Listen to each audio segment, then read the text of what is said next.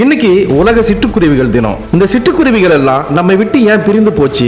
90s கிட்ஸுக்கெல்லாம் தெரியும். சின்ன வயசுல ஒவ்வொருவருக்கும் சிட்டுக்குருவிகளுடன் ஒரு அழகான பிணைப்பு ஒன்று இருந்திருக்கும். எல்லாம் ஞாபகப்படுத்தி பாருங்க. காலையில கடிகார அலாரங்களுக்கு பதிலா வெளியில இருந்து வரும் குருவிகளின் கீச் கீச் சத்தத்தில் தான் பலருடைய விடியல் இனிமையாக தொடங்கும். இன்னைக்கு நாம சிட்டுக்குருவிகளை பார்ப்பது அரிதாகி போச்சு. முதல்ல கிராமப்புறங்கள்ல நிறைய இருக்கும். குறிப்பா சொல்ல போனா கிராமத்துல உள்ள ஒவ்வொரு வீட்டிலையும் வீட்டில் இருக்கிற தாழ்வாரத்தில் வாழும், வீட்டில் இருக்கிற ஓலையில, வீட்டில் இருக்கிற வாரையில, இது போன்ற இடங்கள்லாம் இந்த சிட்டுக்குருவிகள் அதிகமாக வாழும். அதே போல வீட்டு பக்கத்தில் இருக்கிற நிறைய மரங்கள்ல இந்த சிட்டுக்குருவிகளோட சத்தம் கேட்டுக்கொண்டே இருக்கும். ஏன் இந்த சிட்டுக்குருவிகள்லாம் அப்பொழுது அதிகமாக வீட்டில் காணப்பட்டுச்சுன்னா, வெளியில அதிகமாக அது கூடுகளை கட்டாது. அதிகமாக அது மனிதர்கள் வாழக்கூடிய இடங்கள்ல தான் கூடு கட்டி வாழ்ந்தது. இந்த சிட்டுக்குருவிகள் அப்ப இருந்த காலகட்டங்களில் ஓட்டு வீடுகளின் இடுக்குகளிலும் வீட்டின் விட்டங்களிலும் மாடங்களிலும் சிட்டுக்குருவிகள் எந்தவித பயமும் இன்றி தைரியமா கூடு கட்டும். மனிதர்களோடு மனிதர்களா குடும்பத்துல ஒரு உறுப்பினராக வாழ்ந்ததால இவற்றுக்கு அடைக்கலாம் குருவி அப்படின்னு ஒரு பெயரும் உண்டு. அதே போல மனையுறை குருவி அப்படின்னு கூட சொல்லுவாங்க. சிட்டுக்குருவிகள் வீடுகள்ல கூடு கட்டினா அக்குடும்பம் வாழையடி வாழையா தழைத்தோங்கும் என்ற நம்பிக்கை கிராமங்கள்ல இன்றளவும் காணப்படுது. வீட்டுக்கு முன்னாடி காய போட்டு இருக்கும் நெல்லையோ அல்லது அம்மா முரத்துல புடைக்கும் போது சிதறும் அரிசியையோ அவ கொத்தி தின்ன ஓடி வரும் அழகு ஒரு ஓவியம் போல் இருக்கும். சிட்டுக்குருவிகள் உலக அளவுல பாதுகாப்பாக இருந்தாலும் சென்னை போன்ற பெருநகரங்கள் மற்றும் வேகமா நகரமயமாகி வரும் பகுதிகளில் இவற்றின் எண்ணிக்கை கடுமையாக குறைந்து விட்டது என்பது தான் மறைக்க முடியாத உண்மை. அதே சமயம் கிராமப்புறங்கள்ல இன்றும் அவை கணிசமான அளவுல வாழ்ந்து கொண்டுதான் இருக்கு. டைரக்டர் சங்கர் பாத்தீங்கன்னா 2018 2.0 அப்படின்னு ஒரு படம் எடுத்தாரு. அதுல சிட்டுக்குருவி எல்லாம் இந்த செல்போன் டவர்களால, இந்த கதிர்வீச்சுகளால அழிந்து போகுது அப்படின்ட்டு ஒரு கதையை வச்சு கொஞ்சம் கதையும் சேர்த்து படமா எடுத்துட்டு போயிட்டாரு. ஆனா அது உண்மையான்னு கேட்டா 100% கூட அது உண்மை கிடையாது. செல்போன் சிக்னலால சிட்டுக்குருவிகள் பாதிக்கப்படுவது கிடையவே கிடையாது. இது ஒரு தவறான புரிதலுங்க. இதற்கு ஒரு சான்று என்னன்னு பார்த்தோம்னா, உதகையில செல்போன் கோபுரங்கள்ல உள்ள பல இடங்கள்ல சிட்டுக்குருவிகள் வாழ்வதை இப்ப வரைக்கும் நம்ம பார்க்க முடியுது. ஏன்னா உலகில வாழும் உயிரினங்கள்ல மிகவும் முக்கியமான உயிரினம் சிட்டுக்குருவி தான். அது ஒரு காட்டு உயிரி என்றாலும் அவை பெரும்பாலும் மனித குடியிருப்புகள்ல தான் ஒட்டியே வாழ்பவை.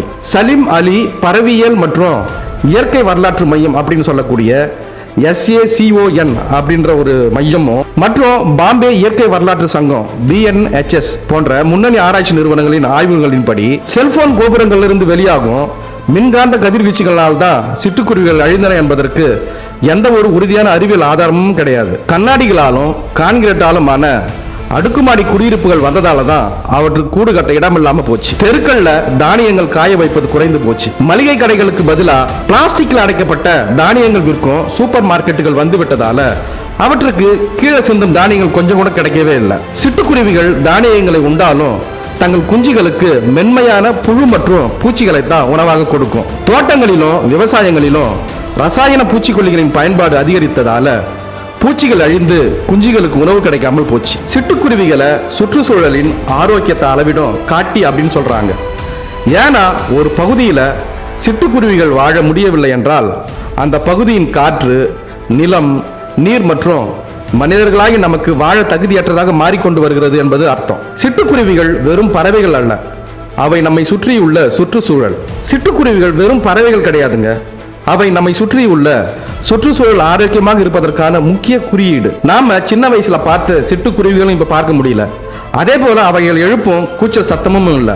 நான் ஒரு முறை சென்னைக்கு என்னுடைய சித்தப்பா வீட்டுக்கு ஒரு முறை போனப்போ தற்செயலா அவர்கிட்ட கேட்டேன், சித்தப்பா நீங்க சிட்டுக்குருவியை பார்த்திருக்கீங்களா அப்படின்னு. அதற்கு அவர் சிரிச்சிங்கன்னா என்ன சொன்னார்னா, சின்ன பையனா இருக்கும்போது பார்த்ததுடா அப்படின்னு சொன்னார். இந்த விஷயத்தை நம்ம கூர்ந்து கவனிச்சா சிட்டுக்குருவிகளின் அழிவுக்கு யார் காரணம் அப்படின்னு தெரிய வரும். மனிதன் தனது பேராசைக்காக இயற்கை வளங்களை சுரண்டான். மலை வளம், கனிம வளம், மண் வளம், நிலவளம், நீர்வளம், இப்படி பல இயற்கை வளங்களை அளவுக்கு அதிகமாக சுரண்டி எடுப்பதன் மூலம் இயற்கையை சார்ந்து உள்ள விலங்குகள், பறவைகளின் பல்லுயிர் பெருக்கும், அதனால பாதாளத்திற்கு செல்லுது. இந்த சிட்டுக்குருவிகள் இனம் எதனால அழிந்து கொண்டு வருது அப்படின்னு கேட்டா, விவசாயத்துல அதிகம் வீரியம் கொண்ட பூச்சிக்கொல்லிகளை பயன்படுத்தும் போது சிறு சிறு புழுக்கள், பூச்சிகள் அழிந்து விடுவதால இதை சார்ந்து உணவுக்காக வரும் சிட்டுக்குருவின் நிலை கேள்விக்குறியாகிறது. கான்கிரீட் வீடுகள், அடுக்குமாடி குடியிருப்புகள் அதிகமாக இருப்பதால இடுக்குகள்ல சிட்டுக்குருவிகளால வீடு கட்ட முடியாம போகிறது. சிறிய மரங்கள், செடிகளை வெட்டுவதாலும் சிட்டுக்குருவிகள் கூடு கட்டுவதை மிகப்பெரிய அளவில் பாதிக்கிறது. குப்பைகளை எரிப்பது, இதனால் காற்று மாசுபாடு ஏற்படுவது, அதே போல திறந்த வெளியில குப்பைகளை கொட்டுவது, இப்படி பல செயல்பாடுகளால பறவைகளுக்கு கிடைக்கக்கூடிய உணவுகள் மாசுபடுது. பெரும்பாலான வீடுகள் அடுக்குமாடி குடியிருப்புகளின் ஜன்னல்கள்ல பிரதிபலிக்கும் கண்ணாடிகள் இருப்பதால குருவிகள் அதுல மோதியும் அலகால் கொத்தியும் பாதிப்புக்குள்ளாகி இறந்து போயிடுது. வாகனங்கள் மூலம் எழுப்பப்படும் ஒலி,